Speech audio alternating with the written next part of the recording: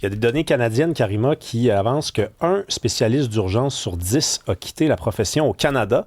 Il y a de plus en plus de détresse psychologique de gens dans le système de santé au Canada qui disent en première ligne, ça n'a pas d'allure, on va réduire nos heures, on n'a pas les moyens de travailler dans les bonnes conditions. On va en parler avec Dr Gilbert Boucher pour comprendre si cette situation-là au Canada, elle se prête aussi dans le contexte québécois. Il est président de l'Association des spécialistes en médecine d'urgence du Québec. Bonjour. Bonjour, Monsieur Villemur.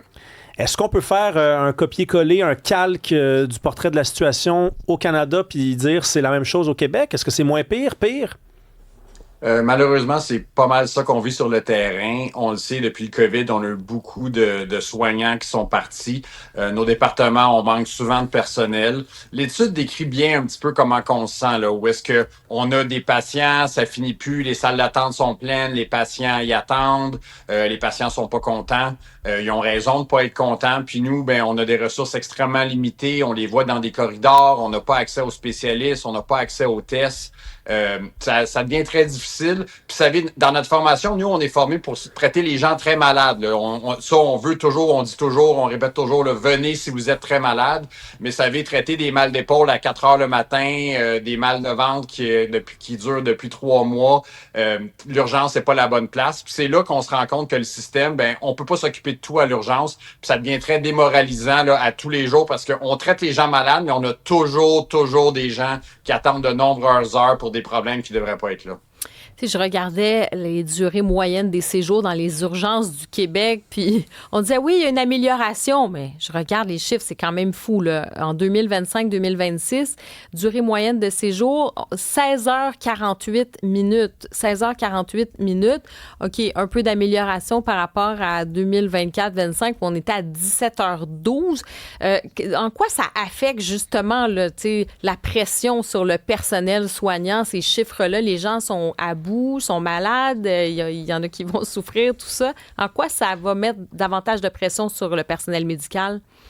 Ben effectivement, vous mettez le doigt sur le gros du problème. Les patients restent beaucoup trop longtemps à l'urgence. On n'est pas équipé pour s'occuper des gens pendant 16-18 heures. Les infirmières sont supposées avoir 4 patients, ils se ramassent avec 8. Nous, comme médecins, on est supposé voir les cas urgents, les P2 rapidement. Ça nous prend 2-3 heures pour se rendre là. Ça devient extrêmement difficile. On n'a plus les moyens de s'occuper de tout le monde. Puis on a un gros problème d'accès au lit. Vous parlez des chiffres, effectivement, là, on se pète les bretelles parce qu'on a amélioré les temps de 20-25 minutes. Mais écoutez, on est au moins à 8 heures là, des standards canadiens en termes de durée de séjour à l'urgence. Il va falloir à un moment donné qu'on trouve une solution. Mais vous savez, même depuis 2-3 mois, là, on parle tout le temps, il y a des lits bloqués dans les hôpitaux. Ça l'augmente au lieu de diminuer en ce moment. Fait que tout ça, je vous dis, sur le terrain, là, je parlais encore avec des collègues la semaine dernière, c'est un petit peu démoralisant parce que tous les jours, vous savez, la salle d'attente est pleine, on travaille fort, on fait notre possible, puis à tous les jours, il y en a toujours plus, il y a toujours des patients qui partent sans voir de médecin,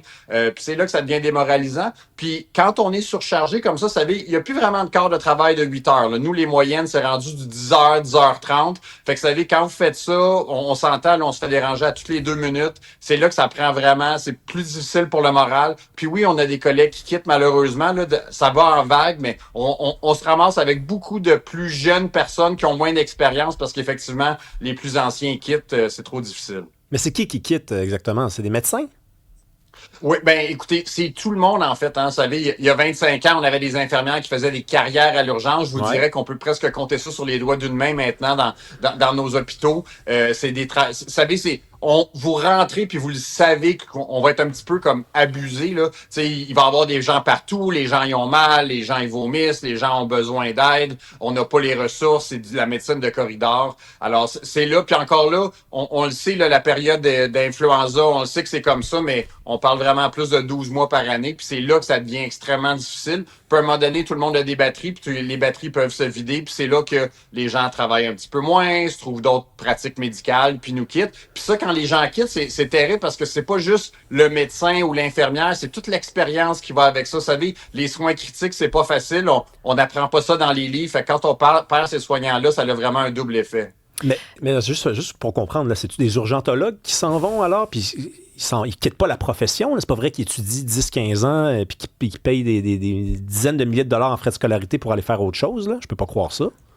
Ils restent médecins, ils vont faire de la médecine privée, ils vont aller dans des cliniques, ils vont faire de la médecine sportive, ils vont faire d'autres champs d'intérêt. On dit pas que c'est pas important, ces champs d'intérêt-là, mais il faut comprendre que nous, vous savez, à tous les jours, à toutes les semaines, on forme des gens pour devenir médecins d'urgence. Mais quand les gens travaillent, là, quand on parle de patient 1, on l'a vécu le 1er juillet, là, il y a comme une nouvelle cohorte de médecins qui commence. Vous savez, c'est pas toujours facile les premières semaines. Fait qu'après 1, 2, 3 ans, ces médecins-là sont meilleurs, ils ont de l'expérience. C'est la même chose pour les infirmières, c'est la même chose pour tous nos travailleurs en urgence. Quand ils arrivent, là, c'est pas toujours facile. Vous savez, dans une salle de réanimation, le sang, les chocs, les crises, toutes ces choses-là. Fait que quand ces gens-là nous quittent après 2-3 ans parce que les batteries sont vides, ben c'est pas quelqu'un qui a 2-3 ans qui les remplace. Hein. C'est quelqu'un de nouveau qui a jamais fait de l'urgence, qui se présente là. Fait que oui, pour nous, c'est plus difficile. Faut couvrir un petit peu pour eux, mais pour les patients aussi en souffrent, faut pas se le cacher. Puis oui, nos équipes dans les urgences en général sont beaucoup plus jeunes et moins expérimentées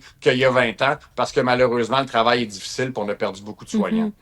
Et docteur, peut-être vous allez nous éclairer un peu là-dessus. Moi, il y a eu cette histoire, là, par exemple, ça se passait, il y avait un article le 9 juillet dernier dans le Journal de Montréal. On nous parlait d'une aînée qui dénonçait avoir attendu plus de 24 heures à l'urgence dans des conditions inhumaine pour réussir à avoir un neurologue. Puis elle dit, c'est ça, elle attendait, elle avait froid, elle avait mal, tu sais, elle voyait pas bien. En tout cas, bref, conditions extrêmement difficiles. Elle se sentait comme du bétail. Et moi, j'ai une question sur l'attente, tu sais, parce que la tension est extrêmement forte. Ça met de la pression sur le personnel soignant, sur les médecins, les infirmières. Comment se fait-il que pour les cas dits moins urgents, on puisse pas aller là, prendre un café à l'extérieur, tu sais, ou quitte à recevoir un appel ou quelque chose, qu'on puisse sortir, retourner à la limite à la maison parce qu'il y a un problème pour les premières lignes. Il y a des fois, des gens n'ont pas accès à un médecin, vont se retrouver à l'urgence. C'est pas nécessairement un cas urgent qu'il faut qu'ils passent dans la prochaine heure. Ils pourraient repartir chez eux pendant 2-3 heures ou à la limite aller manger quelque chose puis revenir. Puis en ce moment, c'est pas possible. On nous dit, ben non, vous allez perdre votre place. Donc, ça crée des situations aussi de détresse chez les gens qui sont là. Vous avez tout à fait raison. Qu'est-ce que vous référez? C'est les salles d'attente virtuelles que Mme Fréchette a mentionnées. Puis ça, effectivement, ça pourrait améliorer l'expérience patient qu'on appelle. Fait que oui, au lieu d'attendre dans la salle d'attente, vous allez attendre à prendre un café à l'extérieur de l'hôpital. Nous, il faut comprendre, par contre, de notre côté, le problème, c'est que c'est un petit peu un système de triage aussi. Parce que si on commence à faire ça, nous, qu'est-ce qu'on a peur? C'est qu'on se ramasse avec beaucoup trop de cas non urgents. Vous savez, si vous n'êtes pas assez malade pour être obligé de rester dans nos salles d'attente, pour la réévaluation, salle d'attente, c'est pas juste qu'on vous plante là sur une chaise. Là. On vous revoit toutes les 2 heures. S'il y a une détérioration de vos cas, on vous réévalue. Fait que de dire que, oui, je suis un cas tellement léger, je peux aller prendre un café puis revenir, ben l'urgence, c'est peut-être pas votre place. Puis là, c'est là qu'on rentre nos capacités. Si on était capable de voir 15 000 patients par jour aux urgences au Québec, ça nous ferait plaisir de faire ça. Mais je peux vous dire qu'en ce moment, à 8 000, 8 500, là, c'est pas mal notre maximum. Puis tout ce qu'il y a de plus, ben c'est des gens qui repartent sans avoir de patients. Fait que si on commence à avoir plus de patients qui viennent, au final, nous, qu'est-ce qu'on a toujours peur, c'est de ne pas être capable de s'occuper du patient malade qui, lui, va détériorer, lui est à risque de mourir, puis lui, on le verra pas parce qu'il va encore avoir attendu plus longtemps.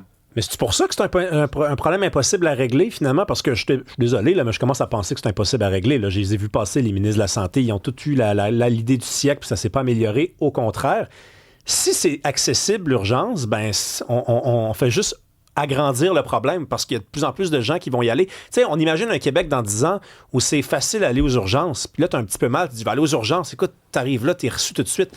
On veut pas de personnes qui n'ont pas un gros problème urgent. On aimerait ça qu'ils aillent plutôt ailleurs et les orienter ailleurs. C'est ça qu'on veut faire. Ah, on l'a perdu, Dr Gilbert Boucher. Mm-hmm. Est-ce que tu comprends un peu où je veux aller, Karima? C'est que le problème, si c'est trop accessible, ben, on va retrouver le problème. C'est-à-dire qu'il va y avoir encore plus de gens qui vont y aller. On veut pas d'une urgence où tu rentres là et t'es servi tout de suite. Bizarrement. C'est plate à dire, là. Je parle pas évidemment des gens qui font des accidents de char, là. Je parle du monde qui arrive et qui ont mal au ventre, là. Non, mais parce que on se retrouve dans cette situation, comme je le mentionnais, c'est aussi des fois tu vas aller dans une clinique sans rendez-vous. Là, on va te prescrire un examen. T'es pas sûr d'avoir un examen pour une radio ou peu importe, une échographie ou quelque chose. Là, qui va approfondir pour savoir un petit peu où est-ce qu'on en est dans ta situation de santé. Donc, les gens se disent, je vais aller à l'urgence, au moins, peut-être je vais attendre pendant 12 heures, mais au moins, ça va être réglé, mon affaire. Je vais voir quelqu'un. Puis ça, je le comprends. Ça revient toujours sur ce débat sur la première ligne. Comment se fait-il qu'on n'arrive pas? Puis c'est ça l'enjeu, en fait. C'est ça l'enjeu. Je comprends ton point, mais il me semble qu'aujourd'hui, notamment avec la technologie, je comprends leurs craintes à eux, puis c'est un peu ce que tu décris. Mais pour moi, si tu te retrouves, puis tu n'es pas capable de sortir de l'urgence, ne serait-ce qu'une heure, ou aller te chercher à manger, il y a quand même un problème, là. Oui, mais il marquait un bon point, puis il est de retour avec nous, Dr. Gilbert Boucher. Ça existe, ces choses-là, de trucs virtuels. Tu vois, tu as un numéro, puis là, tu vois à peu près, il y a tant de personnes, puis si tu manques ton... Non, oui, je comprends. Sauf que si c'est trop facile d'y aller, les gens, ils vont déjà pour les mauvaises raisons. Pas les gens, tout le monde, mais il y a beaucoup de gens qui... Écoute, on est déjà allé à l'urgence, on a vu du monde, j'ai mal à la tête. C'était mal à la tête à l'urgence. Oui, mais si t'as mal à la tête puis t'as une hémorragie, ça se peut? Oui, d'accord, mais c'est parce que là, à ce moment-là, honnêtement, tu peux tout transformer en un cas grave. Là. Mal au ventre, ça peut être une hémorragie, ça peut être un cancer du ventre. Ça peut toujours être ça aussi, la logique. Mais il y a aussi du monde qui n'ont pas d'affaires à l'urgence. Oui, qui n'ont pas d'affaires, mais c'est parce que, encore une fois, c'est le problème, c'est aussi cet accès à la première ligne. Moi, je peux t'en parler je veux dire, je suis en France une bonne partie de l'année. Sincèrement, des fois, j'avais le goût de pleurer. Tellement ça se passait bien. Puis je me disais, Colin, on est donc bien en retard. Et moi, je prends rendez-vous en ligne comme ça, tic. Pleure pas, parce que j'ai l'air du mauvais gars. Non, je peux avoir l'accès à un médecin en première ligne le lendemain matin à une heure précise. Je peux me rendre voir le médecin. J'attends dans la petite salle. C'est des beaux petits locaux, appartements, tout ça. Tu arrives là, tu vois un médecin, deux personnes avant toi. Tu n'attends pas trop, tu repars. Merci, bonsoir. Je dis, mais comment se fait-il? Ça se fait qu'on n'y arrive pas? Le médecin te donne un papier pour aller faire des prises de sang ou quoi que ce soit. Tu as des centres. Là, tu vas te présenter n'importe quel centre. Tu donnes le papier, tu es remboursé. Tu vas avoir, tu veux faire n'importe quoi, là, une mammographie, test de sang, c'est réglé. Là, c'est très, très, très rapide.